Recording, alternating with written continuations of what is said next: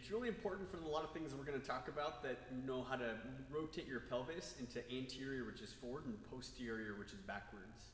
So the way that I think of it is, if you were cut in half from the torso and just your pelvis was like a fishbowl full of water, if we rotate that fishbowl to pour water out the front, that would be anterior or forward, and that creates more arch in the lower back. So let me go back to neutral. This is neutral.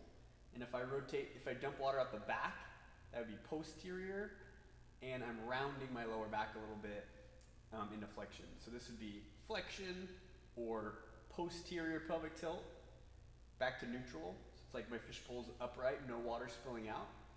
And then this would be extension, which is anterior or rotating my pelvis forward. So a good way to practice is if you put your hands on your pelvis, if my thumbs go backwards, it's like I'm trying to pour water out the back. That's posterior. If I stand normal and squeeze my glutes, this is neutral. So fishbowl's upright.